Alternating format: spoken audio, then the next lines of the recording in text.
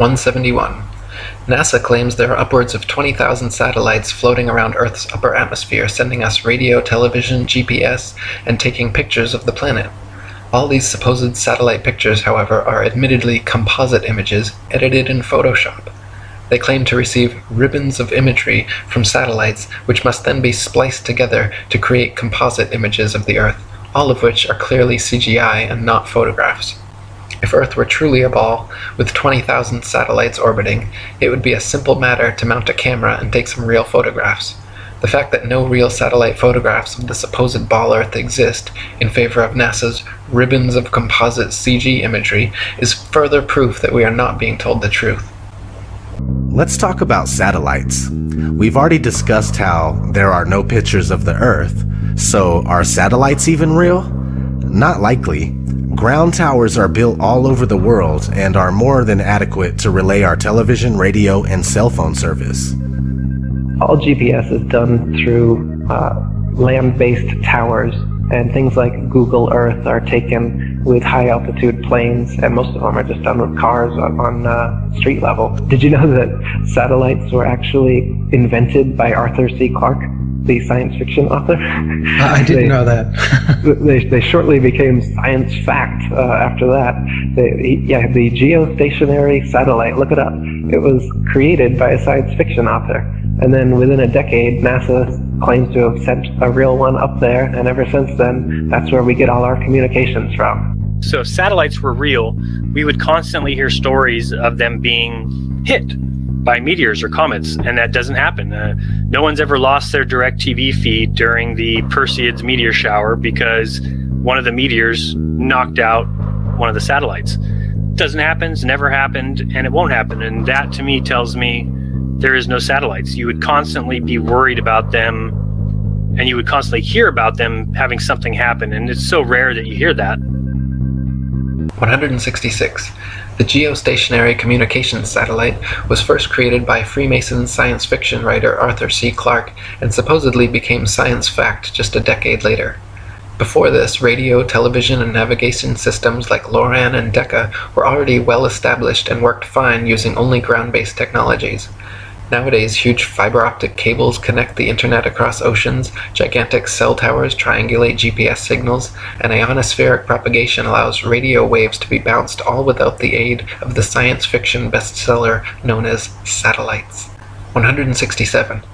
Satellites are allegedly floating around in the thermosphere, where temperatures are claimed to be upwards of 4,530 degrees Fahrenheit.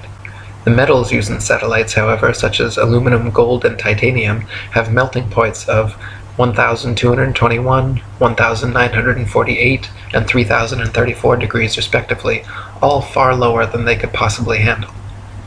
168. So-called satellite phones have been found to have reception problems in countries like Kazakhstan with very few cell phone towers. If the Earth were a ball with 20,000 plus satellites surrounding, such blackouts should not regularly occur in any rural countryside areas. 169.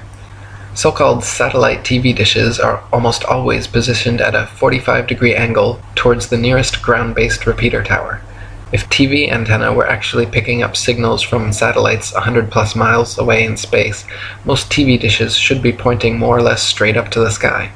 The fact that satellite dishes are never pointing straight up, and almost always positioned at a 45-degree angle, proves they are picking up ground-based tower signals and not outer space satellites. 170. People even claim to see satellites with their naked eyes, but this is ridiculous considering they are smaller than a bus and allegedly 100 plus miles away. It is impossible to see anything so small that far away. Even using telescopes, no one claims to discern the shape of satellites, but rather describes seeing passing moving lights, which could easily be any number of things, from airplanes to drones to shooting stars or other unidentified flying objects. What about satellites and GPS? As crazy as it may sound, satellites are a hoax. Have you ever wondered why there are never any damaged or fallen satellites? And why there are no satellite malfunctions due to constant heating and cooling? It's weird they don't melt in the thermosphere that's over 2,000 degrees.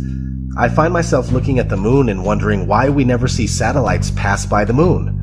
Did you know there are thousands of miles of fiber optic cables under the seabed that supplies 90% of the Earth's communication, internet, phones, etc.? And GPS works off of cell phone towers. It's called triangulation.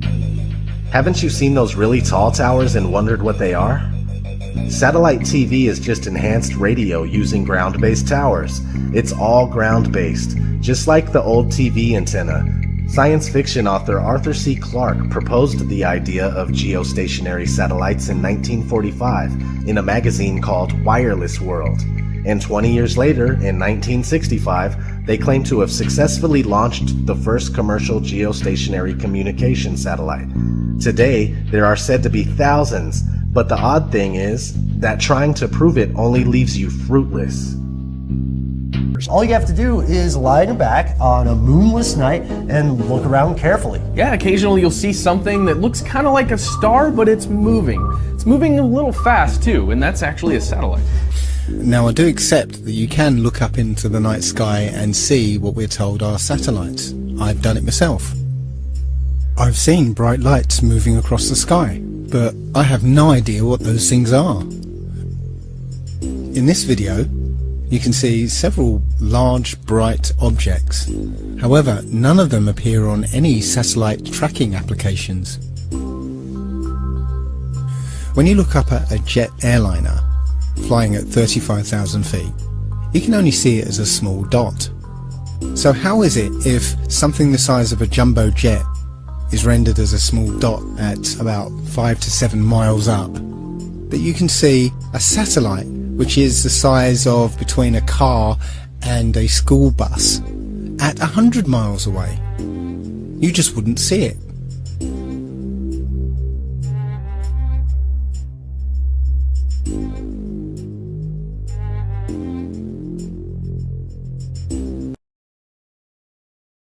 Welcome to the satellite hoax.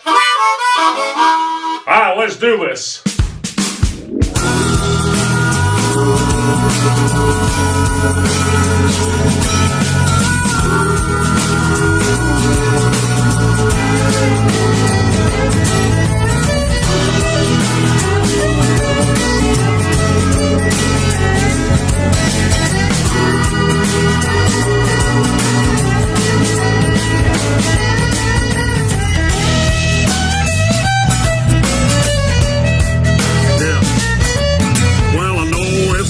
Hard pill to take when somebody says that satellites could be fake, huh?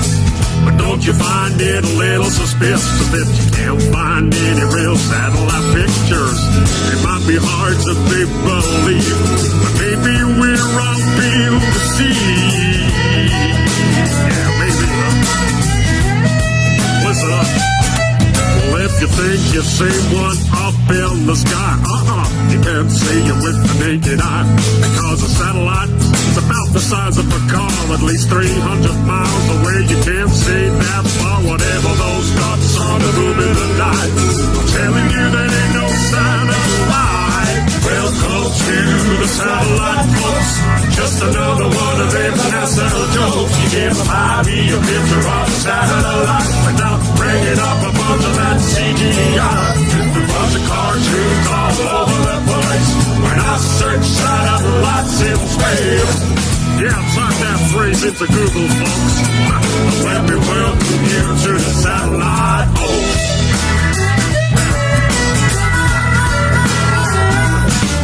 Now before all of y'all start getting pissed, I ain't saying that satellites don't exist. I'm saying that it's theoretically absurd to think these devices orbit the Earth, cause I've seen them hanging from big balloons. Even Google's doing it too now, man. Have you seen that? Yeah, go check out Project Moon.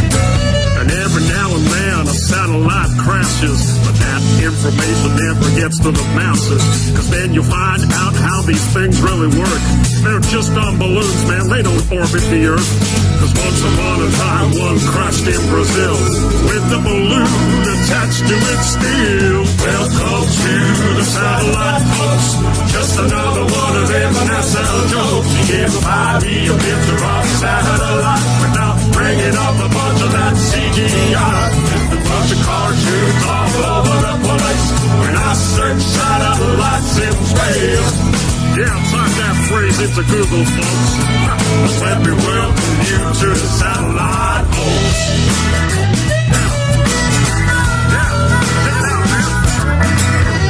Could satellites be in a thermosphere when the temperature up there is way too severe? How can that type of equipment survive? How comes those satellites aren't burned alive? I'm telling you, man, it's just a pack of lies. There ain't no orbit satellites because 99% of our communication comes from undersea cables and cell tower stations. A GPS is ground-based too, man. Go check out a system called LORAN. It's a military system for navigation that uses ground towers to track your location. Are you seeing it yet?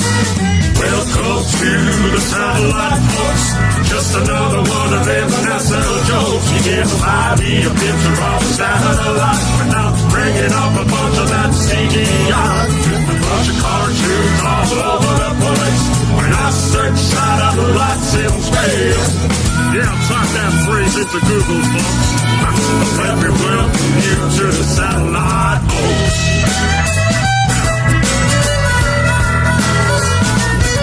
You see, Tesla figured out how to communicate without the need for satellites in space. It's mostly ground-based towers, you see, and that's how you get your satellite TV. They've monetized what Tesla made for free with their fake satellite industry. It was Arthur C. Clarke that theorized these things, the sci-fi boxes with solar wings. Another Freemason, it's no surprise. They make science fiction and they monetize. They've stolen Tesla's technology and they get you to pay for your TV. Are you seeing it now, people? Welcome to the satellite folks. Just another one of them NASA jokes. You give 5E a picture of a satellite without bringing up a bunch of that CGI. Just a bunch of cartoons all over the place. When I search satellites in space. Yeah, go type it into Google right now. And let me welcome you to the satellite host. So next time you see a photo of the Earth from space, look for satellites. You won't find a trace. Well, they must have disappeared, I guess. Can't even see any from the ISS. If you want to have yourself a little enjoyment, go watch a NASA satellite